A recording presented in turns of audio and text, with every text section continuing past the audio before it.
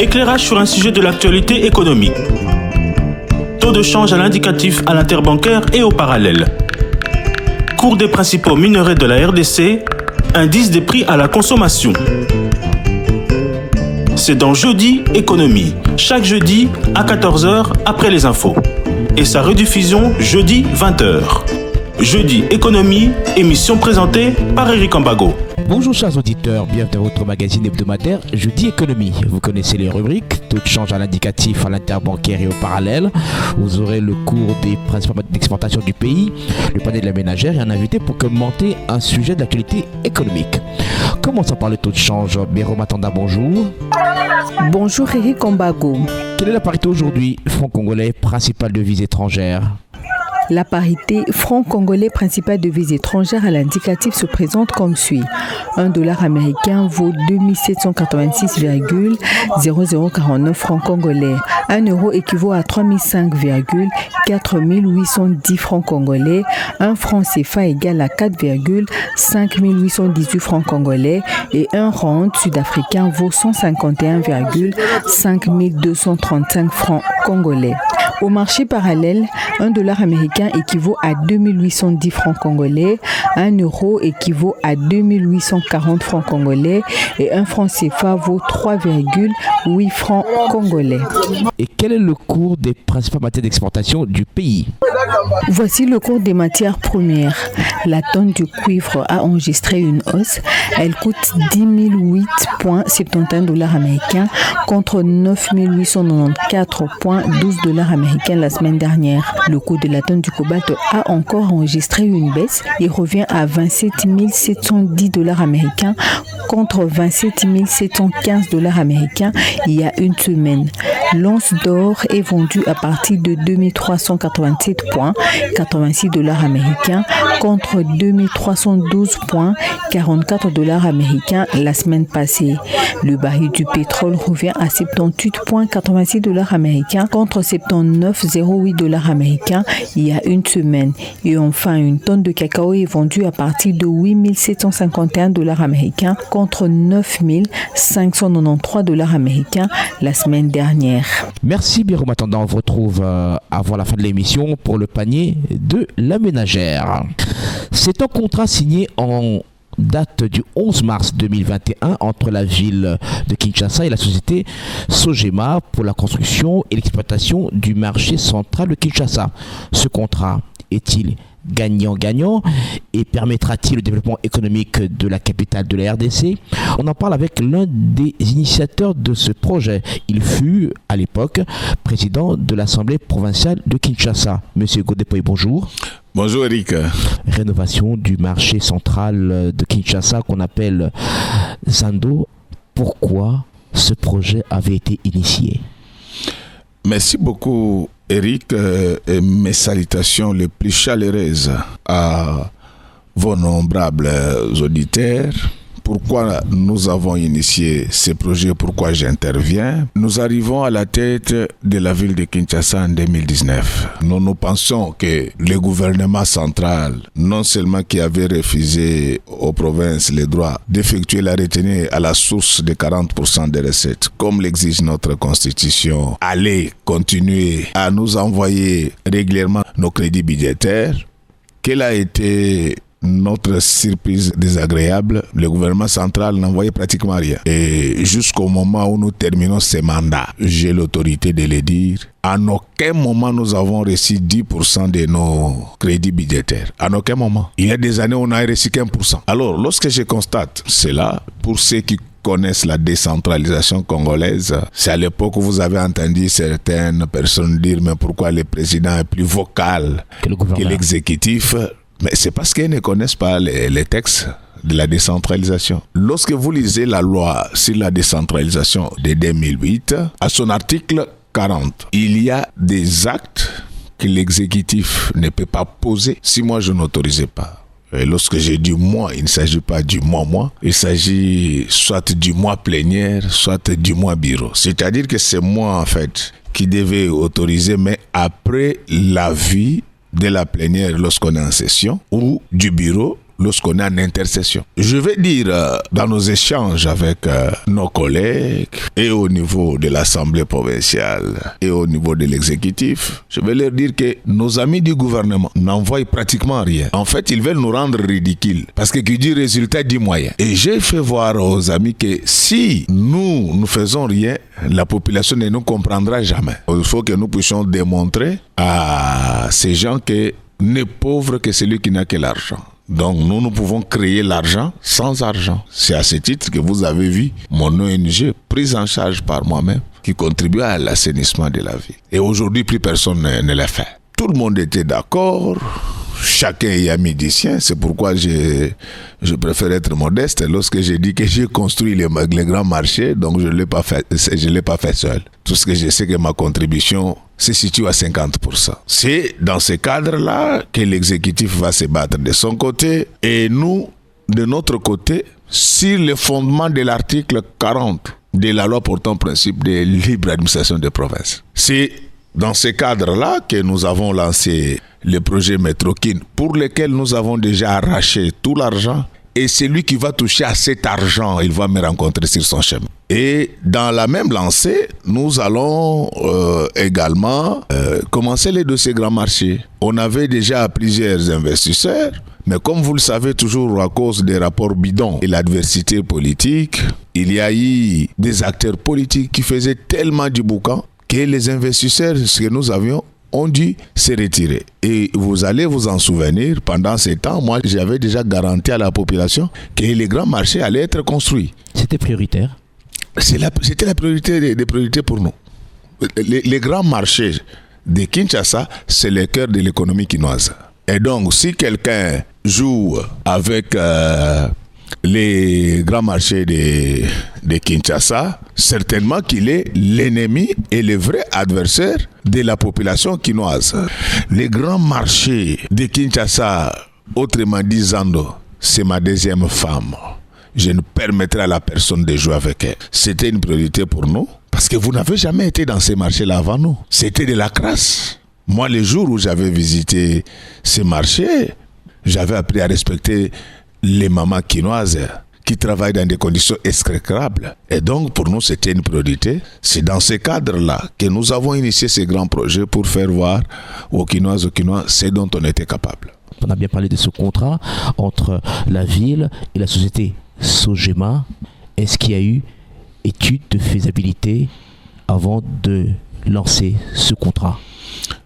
Les business plans des CPPP existent pour la gestion des grands marchés. Eric, est-ce que vous connaissez une seule banque sérieuse qui peut accepter de donner l'argent à une entreprise sans qu'il ait vu les business plans, sans qu'il ait analysé son business model? Donc c'est de la pure méchanceté. Les vrais auteurs de ces rapports, ce sont des fonctionnaires qui se cachent. Ils n'ont jamais été présents là où on vole. Là où il y a des grands coups, on n'en parle pas. Je vous pose la question. Ça fait 5 ans que nous venons de terminer ce mandat. Vous avez déjà reçu un rapport sur la gestion du Lualaba, du Haut-Katanga, de Kinshasa? C'est seulement pour endormir la population et certaines autorités, pas moi. Quand vous parle de Mongala, de Sankourou, de Machabidi, donc ça c'est importuner la population.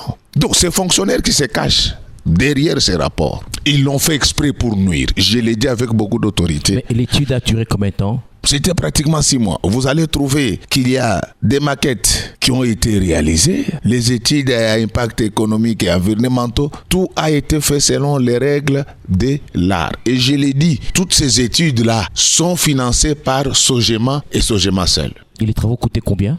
Non, en fait, là, on va revenir là-dessus. Oui. Les projets que moi j'avais validés, oui, votre projet que moi j'avais validé était de 35 millions d'euros. Quand il y a eu ce qu'il y a eu, vous savez que notre dernière année était très agitée. L'exécutif a dû modifier les projets jusqu'à 60 millions de dollars.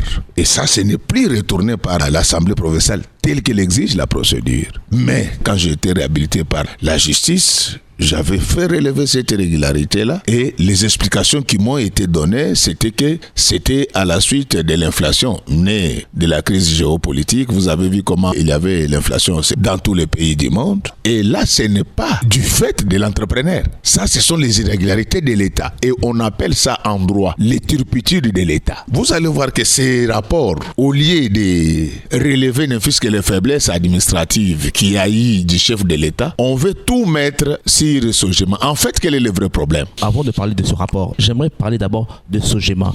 Pourquoi Sogema? Vous avez parlé d'un contrat de plus de 35 millions d'euros. Oui. Ça veut dire qu'on devait passer par appel d'offres. Est-ce que vous devez respecter la procédure? Pourquoi Sogema? La procédure a été bel et bien. Qui ont soumissionné à part Sogema? J'ai dit ceci. Nous sommes en partenariat public-privé. Et en PPP, c'est l'État qui fait les premiers pas vers les investisseurs. Lors de l'appel d'offres, il y a eu au moins 5 sociétés. Alors, qu'est-ce qui s'est passé? Il faut d'abord comprendre. Les bruits qui avaient entouré la construction de ces marchés, parce que vous avez vu comment il y a eu agitation politique stérile. Ces gens-là ne venaient que pour voler, pour ne rien donner. C'est ce qui fait que les Français étaient repartis en disant votre pays n'est pas sérieux. Et nous nous sommes retrouvés dans une situation où c'est Sogema qui a en fait sauvé la ville de Kinshasa. De quelle manière? Mais la ville de Kinshasa ne pouvait pas s'endetter auprès des banques à cause de son passé financier douloureux. Parce que lorsque nous arrivions aux affaires, vous vous souvenez du feuilleton 15 millions de dollars pour lesquels j'avais envoyé les gens en prison et aucune banque ne faisait, du moins à l'époque, confiance à la ville de Kinshasa. C'est ainsi que nous nous sommes dit que nous devons faire ce qu'on appelle dans les jargons de l'ingénierie financière. Et lorsque l'État n'est pas crédible, l'ingénierie financière commande que l'État s'écalfêtre derrière un privé. Ce que je dis là, c'est bel et bien prévu dans la loi sur les PPP.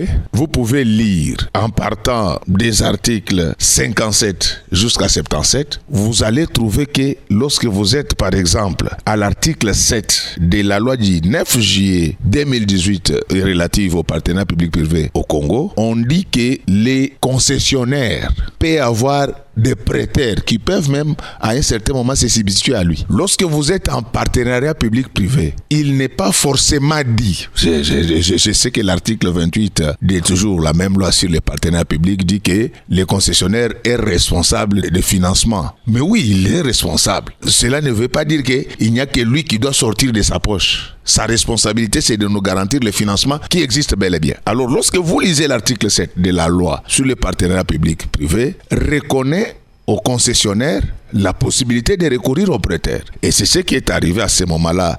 Nous avons créé un triangle où il y a Sogema, Ville de Kinshasa et Sophie Bank.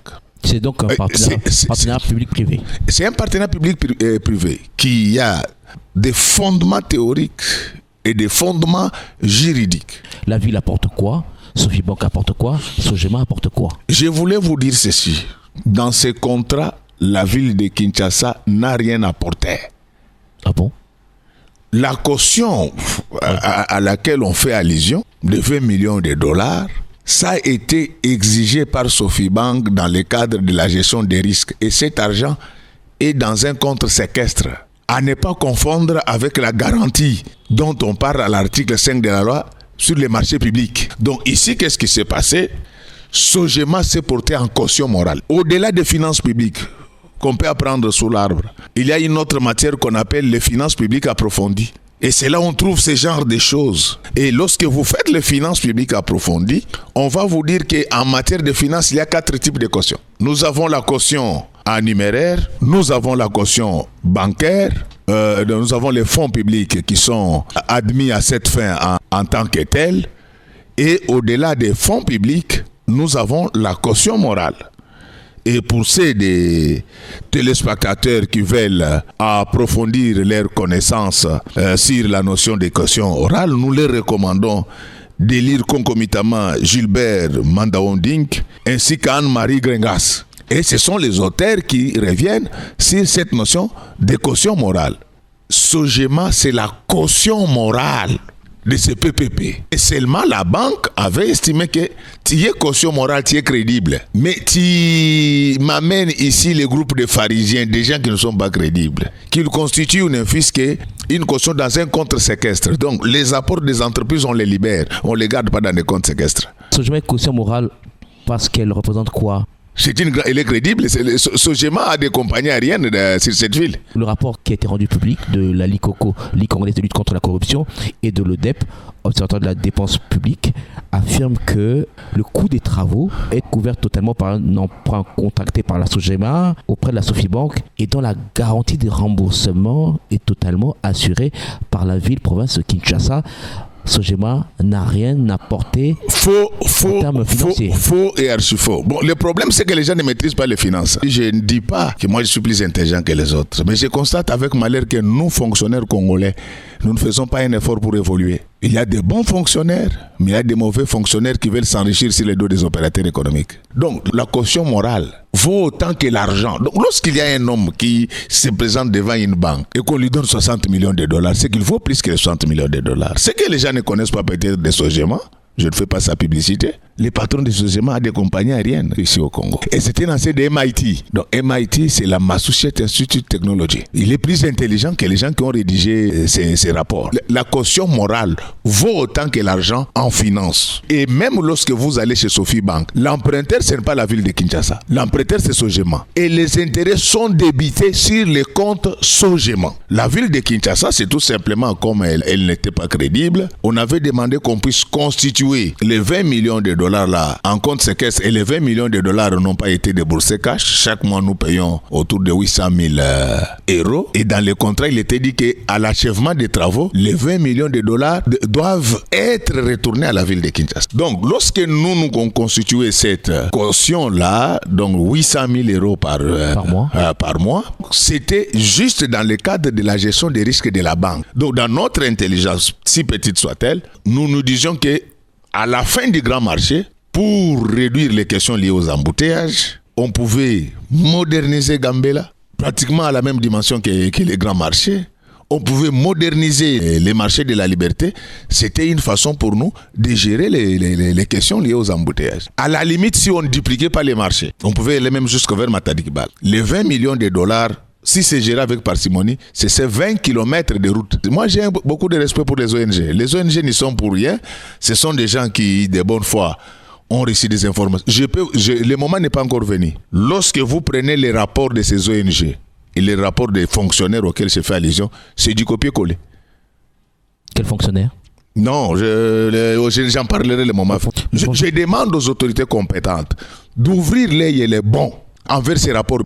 Nous savons tous que la justice est ce qu'elle est. Mais par moment, on condamne la justice pour rien. Ce sont des rapports intimidation. On fait ça, vous tremblez, vous allez laisser des prébendes. Avec nous, ça ne marchera pas.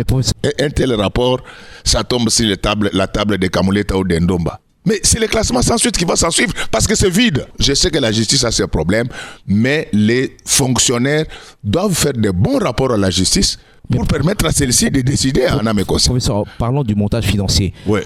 Mais la garantie du remboursement est totalement assurée par la ville province Kinshasa. Non, il est clairement dit qu'à la fin des travaux, la ville de Kinshasa retire ses 20 millions de dollars et sort de l'affaire. L'emprunteur, c'est Sogema. Et les intérêts sont débités sur les comptes Sogema, pas sur les comptes de la ville. Et regardez maintenant. Donc le marché appartient à Sogema? Non, nous sommes en partenariat public-privé. Oui, dans ce cas, la ville, qu'est-ce que gagne la ville? Je comprends que les fonctionnaires là n'ont même pas compris comment fonctionnent les partenariats publics-privés. Sur le plan financier scientifique, l'économie des partenariats publics-privés veut dire que l'État a échoué et il veut les secours des privés. Lorsque vous avez échoué et que vous venez demander mon secours, je ne peux pas travailler avec vous pour que vous puissiez me contaminer votre échec. C'est scientifique, c'est canonique. C'est pas un échec parce que c'est une gestion prudentielle. S'il vous plaît, les marchés étaient délabrés, plus sales que la saleté. Et n'oubliez pas que les PPP avec Sogema remplacent un autre contrat qui était là. Lorsque vous rentrez dans notre loi sur les partenariats publics de 2018, à son article 65, on définit cette concession-là. On dit que les concessionnaires exploitent en son nom, à ses risques et périls. Mais l'État va venir faire quoi? Parce qu'il a déjà concédé. Donc en fait, et nous sommes en BOT. Les BOT veut dire Built, operating the transfer. C'est-à-dire que vous n'avez pas l'argent, vous êtes venu vers moi, j'ai construit pour vous, j'exploite et après je vais vous transférer. Que les fonctionnaires qui sont derrière ces rapports, qu'ils aient le courage de vous dire ce que les grands marchés donnaient avant ces partenariats. Vous connaissez les recettes du grand marché avant ces partenariats? Combien? C'était 6 millions de francs congolais, donc autour de 3 000 $. Dans ces 3 000 $ là, les 1 500 restaient au marché pour le fonctionnement. Les 1 500 étaient pris par l'ancien concessionnaire, vous connaissez les feuilletons, et l'ancien concessionnaire là, lui, prenait pratiquement 750 et il restait 750. C'est avec ces 750 là qu'il payait les taxes à la DGRK, à la DGPEC. Et la ville, finalement, ne se retrouvait qu'entre 300 et 500 $. Et donc, pour que ces gens comprennent ce qu'ils posent comme préjudice à la ville de Kinshasa, avec les recettes de 300 $ par jour, montons à 500 $ pour que ça soit plus compréhensible. Donc, c'est-à-dire que chaque mois, vous prenez 500 $ fois 30 jours, la ville de Kinshasa, pour ces grands marchés-là, n'a gagné 18 000 $. Avec 18 000 $ là, pour réunir 60 millions et construire un marché comme cela, il nous fallait faire des économies pendant 30 ans. Dans ce rapport, on parle du coût des travaux qui est évalué à 44 505 355 $ américains. La ville de Kinshasa était incapable de lever 60 millions de dollars sur le marché interne ou international. Quel marché interne? Il se trouve où? Les marchés internes, ça se trouve où? Je vous ai dit que le gouvernement n'envoyait pratiquement rien. Le gouvernement central. La garantie pouvait venir du gouvernement central. Non, mais les gens doivent comprendre, il y a eu beaucoup de choses. Non seulement que la ville de Kinshasa n'était pas crédible auprès des banques, mais le gouvernement central à l'époque ne pouvait même pas sortir une garantie parce que nous venons d'entrer en programme avec les Fonds monétaires internationaux. Tout au début, on avait interdit au gouvernement de constituer des garanties pour ce genre de choses. C'est ça la beauté de l'ingénierie financière des anciens dirigeants de la ville de Kinshasa que nous sommes. On a fait des analyses longitudinales et polygonales. Et l'ultime solution était d'aller vers les investisseurs. Et tout le monde nous repoussait parce qu'il y a eu trop de bruit. N'oubliez pas que le chef de l'État était même descendu à l'hôtel de ville. C'est quand il est descendu à l'hôtel de ville que finalement Sogema a dit, bon, comme le chef est descendu, je peux vous faire confiance. Donc c'est nous qui étions dans les besoins. Lorsque nous parlons de ces marchés, vous n'avez encore rien vu. Dans ce que nous avons prévu et ce que je suis à distance, il y aura la fibre optique là au marché. Parce que les banques seront installées là-bas. Quand vous irez au grand marché, vous pouvez vous connecter gratuitement. On va distribuer les smartphones à toutes les vendeuses et vendeurs qui vont rentrer parce que tous les paiements seront électroniques. Au-dessus des marchés, de ces grands marchés, vous aurez ce qu'on appelle en anglais des food courts. Donc ce sont des restaurants au-dessus là. Donc vous pouvez venir la nuit, manger dans des conditions ultra modernes. Qui a fait ça avant nous? Tous les noms que vous citez depuis 1885. Léopold a construit une route parce qu'il prenait l'argent de nos ressources naturelles. L'immeuble intelligent a été construit avec l'argent de la DGDA. Les centres financiers construits avec l'argent du Trésor. Mais nous avons sorti l'argent dans nos petites têtes. Mais je pense que nous méritons ne fût-ce qu'une médaille. J'insiste, personne ne touchera ces 20 millions de dollars là. Allez voler ailleurs. Celui qui va toucher aux 20 millions de dollars, il va me rencontrer à son chef. Dans ce rapport, oui. On dit que dans le contrat Sogema à l'entreprise de construction SZTC, ce contrat n'est pas appuyé par un soubassement détaillé, dûment validé par toutes les parties. Mais je vous ai dit que le contrat lui-même, il est appuyé par les business plans. Les business plans résument tout. Comment est ventilée cette enveloppe? Si on dit 60 millions, parce que le rapport dit 44 500 000, vous parlez de 60 millions. Non, comment est ventilée? Il y a eu des extras qui ont été demandés par la suite. C'est pourquoi il devait se renseigner davantage. Il y a eu des extras. Pour la ventilation, ils sont libres de faire des enquêtes sur la ventilation. Moi, ça ne m'intéresse pas. Mais la seule question que je me pose, est-ce que celui qui n'a pas compris les textes pourra comprendre les chiffres? J'aime bien que les gens auditent, mais ça doit être fait avec méthode et nous éviter ces ridicules pendant que les textes sont clairs. Donc moi, si les gens veulent s'occuper de la ventilation, je suis très à l'aise. On parle de partenariat public-privé, mais la gestion de ce marché central est laissée exclusivement à Sogema pendant une durée de 25 ans, déterminée forfaitairement sans aucune étude préalable sur la rentabilité financière, économique du projet, son impact environnemental. Alors avec ce nouveau marché, ça sera combien par mois, par an? Donc, retenez mon ami Eric, il faut dire aux fonctionnaires qui se cachent derrière ces rapports. Moi, je n'ai rien à voir avec les ONG. Ce sont des gens que je connais depuis bien d'années. Mais je m'adresse aux fonctionnaires qui induisent en erreur. Vous n'êtes pas cité sur La première précision, au stade actuel, je ne voulais pas engager. Moi, je suis un homme d'État. Au stade actuel... Vous allez le citer quand même plus tard. Au stade, les moments venus. Ok. Alors, il faut renvoyer ces fonctionnaires à l'article 65 de la loi de 2018 sur les partenariats publics. Cet article ne fixe jamais la durée du PPP en République démocratique du Congo. C'est laissé à l'appréciation des partis. Première précision. La doctrine à la matière, dont j'ai cité Stéphane Saussier, professeur de l'économie des PPP à l'Université de Sorbonne, il dit que les principes des PPP, c'est la gestion par les concessionnaires et la longue durée. C'est pas 25 ans, donc ça peut être plus de 25 ans. Je t'informe que la Chine vient de signer un PPP avec le Sri Lanka. Et les ports sri-lankais, ces ports-là ne reçoivent un seul navire par mois. La durée de ces PPP est de 99 ans. Lorsqu'on dit qu'il n'y a pas eu l'étude de rentabilité, il faut dire à ceux qui ont rédigé ces rapports que dans un business plan, il y a ce qu'on appelle les business models. Ils trouveront toutes les projections sur la rentabilité. Lorsque vous regardez dans les PPP, 60% c'est pour Sophie Bank qui a financé la ville. Aura 20% et Sogema 20%. La gestion financière, administrative du marché laissée à Sogema exclusivement. L'article 65 vous a dit que la gestion était faite à son nom, à ses risques et périls. L'État va entrer là-bas pour partager les risques et périls qu'il a évités lorsque les marchés étaient détruits. Dans le rapport, on dit que c'est plutôt la ville qui partage le risque, pas Sogema. Non, je t'ai dit, renseigne-toi, l'emprunteur c'est Sogema. Les intérêts sont débités sur les comptes de Sogema. Comment Sogema donne sa caution morale alors qu'elle sait que la ville de Kinshasa n'est pas crédible?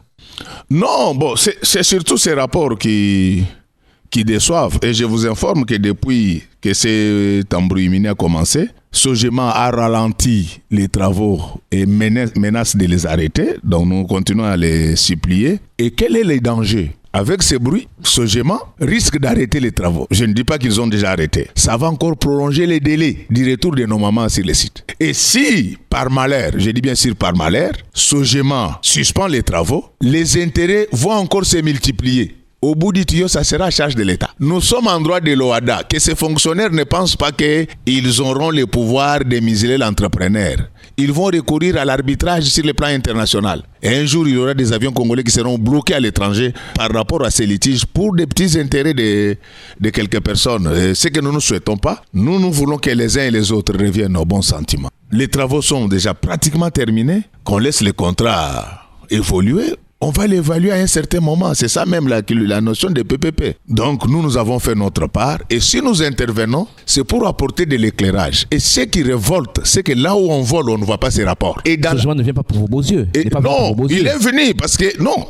Ce sont des business. Oui, c'est pour gagner l'argent, mais tout le monde n'était pas prêt à le faire. Et pourtant, lorsqu'on suit la clé de répartition, on voit par exemple que les prérogatives reconnues à Sogema de percevoir les droits et taxes revenant à la ville de Kinshasa, on le place de la DGK et de se faire rémunérer selon la clé de répartition. Je vais d'abord, ces gens-là ont besoin d'une prise en charge en fiscalité. L'ancien contrat qui a précédé Sogema, qui collectait les taxes, quand vous êtes dans nos marchés municipaux, vous voyez la DGK venir collecter les taxes là-bas? Mais c'est ça la méchanceté. Nous sommes en PPP. Et lorsque vous lisez toujours notre loi sur les partenariats publics, vous allez voir qu'à partir des articles 62 et suivants, il est bien dit que Sogema va faire le recouvrement des taxes. Et même la notion scientifique de la concession dit que les concessionnaires se font rémunérer par des taxes. C'est confirmé.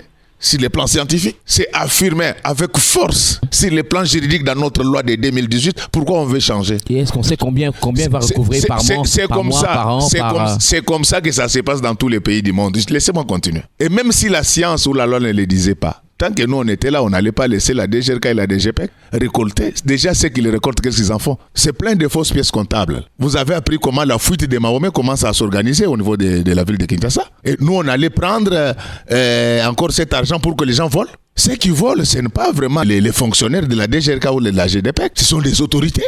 Et donc, dans le contexte de PPP, les privés se font rémunérer par des taxes. Alors, qu'est-ce qu'il fait? Parce que j'ai entendu les recettes publicitaires. Mais lorsque vous avez votre maison, quand vous apposez des affiches, ceux qui viennent poser les affiches là-bas, ils payent l'argent à la DGRK ou bien ils payent à vous les propriétaires de la maison. C'est aux propriétaires de la maison qu'on paye. Quitte à ces derniers de déverser les taxes de la DGPEC. C'est comme ça que fonctionnent toutes les agences publicitaires. Qui va contrôler l'argent qui sera recouvré par... non, mais le problème est résolu au niveau de l'article 67. Et à partir de 65 jusqu'à 68, l'État conserve toujours son pouvoir de contrôle. J'ai même appris quelqu'un qui dit non, pour aller visiter et contrôler ce schéma, il faut une autorisation. Mais ça veut dire quoi? On cache quoi là? Le mot autorisation ne veut pas dire le droit de veto. La loi est claire que l'État se réserve les pouvoirs de contrôle à tout moment. Il peut même se faire accompagner de certains experts. C'est déjà dit dans la loi. Pourquoi on doit encore surcharger les contrats? Il n'y a rien à cacher. Rien. Alors, professeur, octroi illégal à Sogema d'un allègement fiscal de 15% de l'impôt sur les bénéfices réalisés pendant les 3 premières années de l'exploitation sans analyse économique avec les arguments pouvant justifier les exonérations. Dites à ces gens-là que les analyses économiques sont contenues dans les business plans. Et les 15%, ce n'est pas un homme qui doit accorder ça. C'est la loi. Donc, la loi sur les PPP reconnaît aux concessionnaires de bénéficier de ces privilèges fiscaux. Donc, ce contrat n'est pas léonin. Jusque-là, rien de léonin. Rien. Donc, la ville n'aura pas à rembourser le principal et les intérêts de ses emprunts. Je vous l'ai dit clairement que Sophie Bank va récupérer son argent via son actionnariat de 60%. Un marché avec effet propagateur. Toujours en chantier, les travaux auraient dû s'arrêter fin novembre 2023. Vous savez parmi les retards c'est quoi? Mais il y a eu des moments où les matériels qui devaient servir à la construction de ces marchés ont été bloqués dans un service au motif qu'on ne voulait pas de cette exonération. Et ceux qui bloquaient cette marchandise se référaient à une ordonnance, un acte réglementaire, pour qu'ils puissent retirer au marché les droits acquis du fait d'une loi. C'est un contrat gagnant-gagnant. Win-win. Là où vous gagnez $18 000 par an, si vous commencez à gagner plus de $100 000 par an, qui a gagné, qui a perdu? Aucune dette ne pèse sur Kinshasa par ce projet. J'ai décrit les mécanismes. L'emprunteur, c'est Sogema et les intérêts sont débités sur les comptes Sogema. Les vendeurs pourront revenir. L'Assemblée provinciale de Kinshasa avait fait des recommandations à l'exécutif pour que les anciens vendeurs soient repris en priorité. Et nous veillons sur ça, bien sûr, à distance. C'est une recommandation, c'est à prendre à l'effet. Le Sogema peut aussi se passer de cette recommandation. Non. S'agissant des fonctionnaires, pourquoi nous avons fait cette recommandation-là? Parce que la loi sur les PPP n'oblige pas les concessionnaires à récupérer de manière robotique les anciens fonctionnaires, surtout s'ils sont sans qualification réelle. Et la loi dit que si les concessionnaires trouvent que les travailleurs n'ont pas de qualification réelle, ils seront pris en charge par la ville. C'est bien dit dans la loi, même pas dans les contrats. L'assainissement sera tenu par une société suisse pendant 5 ans. Il y aura au moins 8 forages là-bas au grand marché, pour qu'on ne dise pas que l'eau n'a pas coulé. On aura une source d'approvisionnement d'électricité autonome qui a fait ça avant nous, sans l'argent de l'État. De la même manière, moi, ton frère, j'ai construit un bâtiment administratif pour l'État. Personne ne l'a fait avant moi, avec mes FCR. Mais quand je dis moi, ce n'est pas les moi, c'est les moi nous, parce que c'était des concerts avec mes 4 collègues du bureau. Je vais faire des dépliants intitulés « Comprendre l'ingénierie financière du grand marché ». On va distribuer ça partout. Même dans les écoles maternelles. On ne va pas laisser ces gens continuer à souiller l'image de l'État. Vous savez pourquoi les investisseurs ne viennent plus en RDC? Les vrais. Tous les hommes d'affaires nous ont quittés pour ne nous laisser que des commerçants. Vous savez pourquoi? C'est la zarianisation. Chaque fois que quelqu'un veut venir dire là-bas, les gens ne réfléchissent pas. Et aussi ces genres de rapports, ça pollue le climat des affaires. Je vais voir Madame la Première ministre avec toutes les preuves à ma disposition sur ces contrats. On ne va pas laisser tous ces bruits. Il y a des gens qui veulent avoir la même mise sur les grands marchés. Vous avez déjà la même mise sur la Miba, Gécamine, les SNEL et consorts. Mais vous voulez tout détruire alors? Ce marché va permettre à la ville de se développer. C'est le moteur. Mais on attend l'inauguration, ça se fait attendre. Hein. Avec ces bruits, les gens commencent à hésiter. Il faut dire à ces fonctionnaires-là qu'ils rêvent. Nous sommes en droit de l'OADA. Dans cette affaire, vous avez combien de parts? La ville de Kinshasa. Vous, monsieur Godé? Zéro. En formel comme en informel. Et d'ailleurs, les patrons de Sogema, il était surpris quand j'ai signé. Il m'a dit, mais président, Ici, tu ne demandes même pas un seul franc comme les autres. J'ai dit, je suis payé pour ça. Je rappelle que notre invité, c'est vérifiable. Donc, vous pouvez demander aux responsables, même tel que je communique là, même pas un seul franc reçu des Sogema. Et entre-temps, vous, les fonctionnaires, vous avez demandé de me mettre sous l'embargo médiatique, mais félicitations Top Congo, félicitations Eric Ambago pour nous avoir permis d'apporter les peu d'informations. Vous allez nous dévoiler le nom de ces fonctionnaires quand? Les moments venus. Je suis maintenant dans la phase pédagogique. Toute œuvre humaine est imparfaite. S'ils se ressaisissent et qu'ils laissent les travaux se terminer, ils seront en paix. Mais s'ils continuent à instrumentaliser une certaine presse et les ONG, ils seront exorcisés. Je rappelle que notre invité, c'est le professeur Godé Poï. Et moi, je suis habitué à ce genre de choses. Professeur, avec vous, nous allons suivre le panier de la ménagère avec Béro Matanda. Voici comment se présentent les prix des denrées alimentaires de première nécessité sur le marché. Une mesurette ou écolo de maïs varie entre 17 et 4 000 francs congolais. Un seau de cossette de manioc coûte 17 000 francs congolais. Une mesurette ou copeaux des haricots varie entre 2 500 et 4 500 francs congolais. Un tas de bananes plantains varie entre 2 000 et 7 000 francs congolais. Un tas de pommes de terre varie entre 2 000 et 5 000 francs. Un tas de patates douces est vendu à partir de 2 000 francs congolais. Un sac de riz de 25 kg est à 75 000 francs. Celui de la semoule 25 kg varie entre 56 et 64 000 francs congolais. Un sachet de sucre varie entre 16 et 18 000 francs. Un plateau d'œufs coûte 13 ou 15 000 francs congolais. Un bidon d'huile végétale de 5 litres varie entre 26 et 30 000 francs. Celui de 25 litres est à 112 voire 115 000 francs congolais. Un bidon d'huile de palme de 5 litres coûte 20 000 francs. Une chikwang appelée bateke varie entre 500 et 2 000 francs congolais. Une rame des chanchards 20 plus coûte 68 000 francs. Le kilo revient à 10 000 francs. Un carton de jarret coûte 78 000 francs. Un carton de cuisses de poulet à rôtir est à 57 000 francs congolais. Le kilo est à 6 500 francs congolais. Un carton de poisson salé est à 168 000 francs congolais et le kilo coûte 21 000 francs. Un carton de poulet à rôtir coûte 100 000 francs. Celui de poulet sans emballage appelé communément poulet nu coûte 70 000 francs. Un carton de poulet poids 10 coûte 89 000 francs. Celui de poids 12 coûte 125 000 francs congolais. Celui de poids 11 revient à 144 000 francs congolais. Un poulet est vendu entre 10 et 15 000 francs congolais, c'est selon le poids. Un carton de malois coûte 100 000 francs. Celui de mbongo revient à 68 000 francs. Un carton de cotis viandé coûte 135 000 francs congolais et le kilo est à 13 500 francs congolais. Un carton de gésier coûte 70 000 francs et le kilo est à 8 500 francs congolais. Un kilo de viande de chèvre est à 35 000 francs congolais. Un filet d'oignon varie entre 35 et 100 000 francs congolais. Une mesurette ou écolo de sel est à 3 000 francs. Un sac de braise est vendu à partir de 50 000 francs congolais. Un pain est vendu à partir de 200 francs congolais dans les boulangeries artisanales ou Mapayakoni. Une boîte de feuilles de manioc est vendue à partir de 2 000 francs. Celle des amarantes coûte 1 500 francs, voire 2 000 francs congolais. Celle des épinards est à 2 000 francs. Une papaye se vend à partir de 2 000 francs congolais. Un ananas se vend à partir de 3 000 francs. Une pastèque va jusqu'à 20 000 francs congolais, c'est selon la grandeur de la pastèque. Un tas des bananes se vend à partir de 1 000 francs. Un avocat se vend à partir de 2 000 francs congolais. Merci Béro Matanda. On vous retrouve la semaine prochaine avec vos différentes rubriques. Alors professeur, rapidement, quelques questions avant de nous séparer. Sur les réseaux sociaux, on a vu un plan de trésorerie de janvier sur $1 milliard, 1 milliard 38 millions 389 012 francs congolais. Le complément des émoluments des élus, seulement 60 335 000 francs congolais. Et le reste, c'est pour votre bureau, vos membres de cabinet. Donc, vous avez pris la part du lion avant de quitter l'Assemblée provinciale. Ce sont ces petits fonctionnaires qui ont rédigé ces rapports qui font circuler ces... Mais votre nom se trouve au bas de ce document. Sans signature, bien sûr. Sans signature. Vous voyez qu'il n'y a pas de crime parfait. Et la rémunération des membres du bureau est fixée dans les budgets. Tout le monde peut vérifier ça. La rémunération du président de l'Assemblée provinciale est connue de tous. C'est combien? Non, je ne peux pas vous le dire. Vous que vous moquez de moi, mais tout ce que je peux vous dire, que j'ai 21 mois d'arrière. Lorsque vous dites qu'ils instrumentalisent certaines ONG, donc ces ONG ne sont pas crédibles. Non, je n'ai pas dit cela, ça c'est votre mot. Donc, mais je sais comment ça se passe. Je suis encore courtois. Tous ces gens-là me connaissent bien. Il y a des gens qui n'entraient pas dans mon bureau. Moi, je n'ai pas attendu Fatih pour lutter contre la corruption. Vous n'avez pas réussi à inculper ceux que vous aviez accusés de mauvaise gestion lorsque vous étiez à la tête de la ville. Moi, j'ai déposé les dossiers à la cassation. Les premiers lots étaient déjà en prison.